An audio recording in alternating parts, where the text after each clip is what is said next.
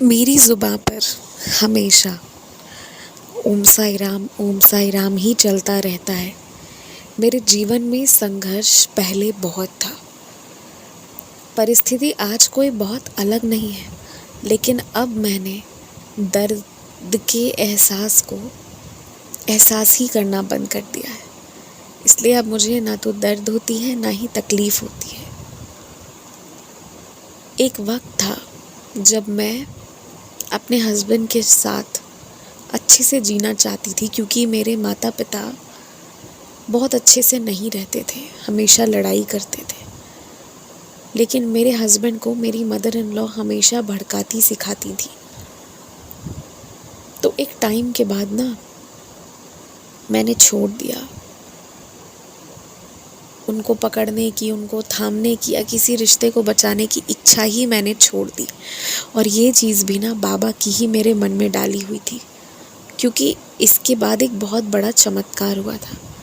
खैर, आज मैं वो बता नहीं रही हूँ, मैं अपने जीवन का एक बहुत बड़ा अनुभव बता रही हूँ।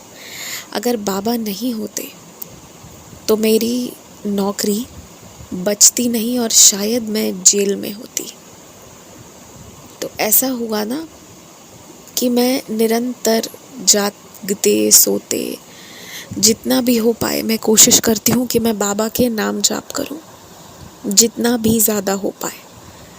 तो मैं बाबा का नाम जपती रहती हूँ। मेरे ऑफिस में कुछ दिनों से ना माहौल थोड़ा गड़बड़ सा चल रहा था, क्योंकि किसी ने कोई बहुत ऐसे स्कैम कर दिया था। कुछ चीज़ें इधर उधर हो गई थी, कुछ डेटा मैच नहीं हो रहे थे, जिसकी वजह से ऑफिस में सभी पर कड़ी नज़र भी रखी जा रही थी। और जिसने किया था वो मेरी ही डिपार्टमेंट का, मेरी ही विंग का व्यक्ति था। तो उसके गड़बड़ करने की वजह से, उसके गलत कर देने की वजह से हम सभी की जो भी हम सब भी कर रहे थे वो कहीं ना कहीं एरर शो कर रहा था। एक व्यक्ति की गड़बड़ का असर सबके काम पर पड़ रहा था। उस दिन शाम में मैं बस पर बैठ गई थी। मैं सिंपल जनरल से बस से आती हूँ, जो एसी बस नहीं होती है, पर मुझे गर्मी नहीं लगती। पहले मुझे गर्मी का एहसास होता था, पर अब मुझे वो भी नहीं लगती। मैं बाबा का नाम लेने में इतनी रमी रहती हूँ कि बाबा का नाम लेते लेते मैं बस पर आती हूँ और कहीं ना कोई सीट खाली या तो मिल जाती है या थोड़ी देर में खाली हो ही जाती है, जिस पर मैं बैठकर और फिर आराम से बाबा का नाम जपते जपते 45 मिनट का सफ़र तय करती हूँ। और मुझे बहुत आनंद आता है इस दौरान। ये मुझे शक्ति देता है कि मैं आगे अपने काम अच्छे से करूँ। अगर ऑफिस जा रही हूँ तो अच्छे से, और अगर घर वापस आ रही हूँ तो अच्छे से फिर मैं खाना बनाऊँ। अब मेरे साथ क्या हुआ ना कि उस दिन मैं बैठ गई बस पर, बाहर हवा बहुत अच्छी हल्की हल्की आ रही थी और मुझे पता ही नहीं चला कब मुझे नींद लग गई। और मुझे जैसे ही हल्की सी नींद आई ना, मैंने साफ बाबा को देखा कि वो मुझे बुला रहे हैं, कह रहे हैं ऑफिस आ जा। और मैंने बस की टिकट की पूरी फीस भी दे दी थी। लेकिन अगर मुझसे बाबा ये बात कह रहे हैं तो मैंने सोचा कि मुझे बस को रोकना चाहिए। मैंने बस रोका और मैं तुरंत लौटकर ऑफिस जाने लगी।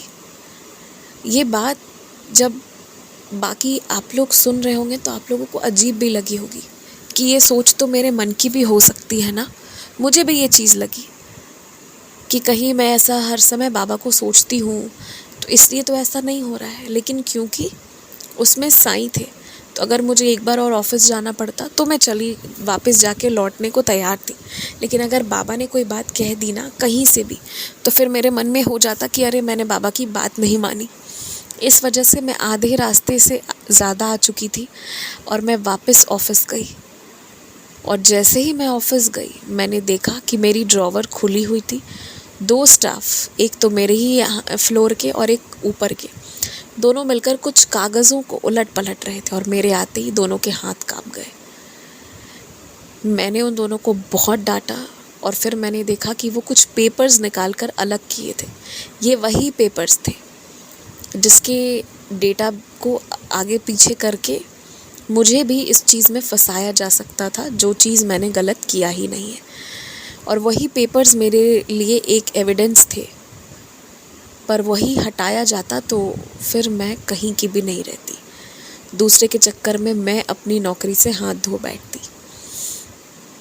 तो फिर मैंने सारे के सारे पेपर उस दिन अपने बैग में डाला। उस दिन के बाद से मैं ऑफिस में कोई भी कागज़ छोड़ना बंद कर दिया। और वो चीज़ जो मैंने देखी, फिर वो दोनों मुझसे माफ़ी मांगने लगे, रोने लगे कि प्लीज़ मैडम आप मेरा कोई कंप्लेन मत करना।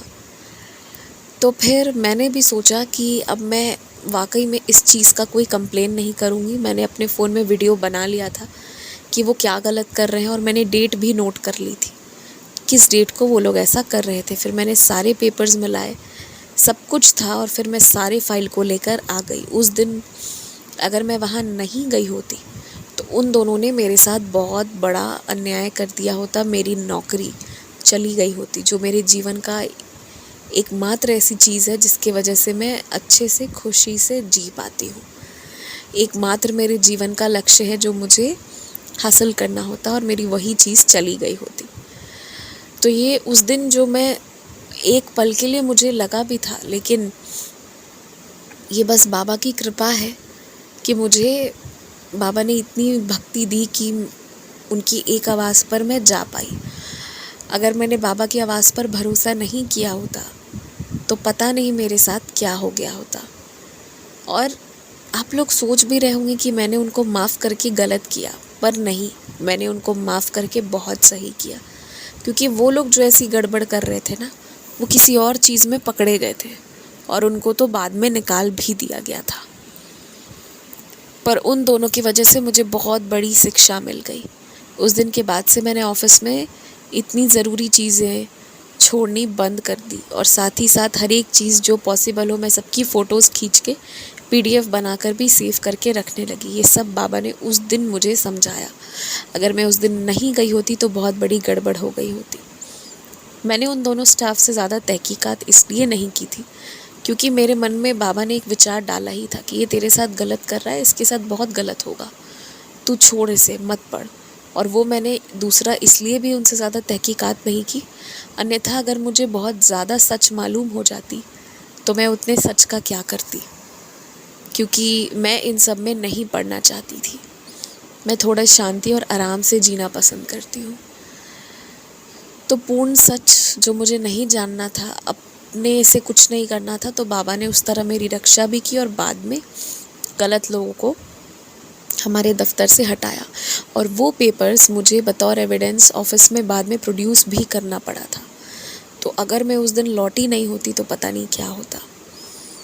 ये मेरी लाइफ का बहुत बहुत बड़ा चमत्कार था। और जैसा मैंने कहा ना कि मेरी सासू माँ हमेशा मेरे हस्बैंड को चढ़ाती थी, मुझसे अलग रखती थी। एक टाइम के बाद मैंने सब छोड़ दिया था। मैंने उन दोनों का घर छोड़ दिया, मैं बेघर हो गई थी। लेकिन फिर बाबा ने मुझे एक घर खुद का खरीदवाया, और फिर बाद में जब मैंने सब छोड़ दिया, मेरे हस्बैंड का क्या फ़र्ज़ है, उनको क्या करना चाहिए, सब छोड़ दिया था मैंने। और मैं और मेरे बाबा हम दोनों ही कुछ महीनों तक, लगभग 1 साल तक रहे। उसके बाद मेरे हस्बैंड भी अपनी माँ को छोड़कर मेरे पास आ गए। उन्हें इतना सताया गया। मेरे जाने के बाद मेरे हस्बैंड को ना सारी चीज़ें समझ में आनी शुरू हुई, और वो जो भी गलत भी करते थे ना, और भी जो भी तरह की गंदी आदतें थी उनकी, उन्होंने अपने आप से छोड़ दी। मैंने बोला नहीं, क्योंकि मेरे बोलने पर ना सुनाई नहीं देती थी, इसलिए मैंने बोलना बंद कर दिया। सिर्फ बाबा से कहने लगी, और बाबा ने ना हर वो बुरी आदत हटवाई जिस चीज़ की मैंने बाबा से शिकायत करी। इसलिए मैं बाबा को कभी छोड़ नहीं सकती, और मैं बाबा के सिवा किसी से कोई चीज़ के लिए नहीं कह सकती हूँ, क्योंकि जो करेंगे वो बाबा करेंगे। ना तो मेरी हस्बैंड मेरी बात मानेंगे, ना मेरी फैमिली, ना कोई और। मेरी बात मानेंगे तो मेरे बाबा ही। अगर वो उचित रहा और अगर अनुचित रहा तो वो मुझे समझा देते हैं कि बेटा ये चीज़ गलत है।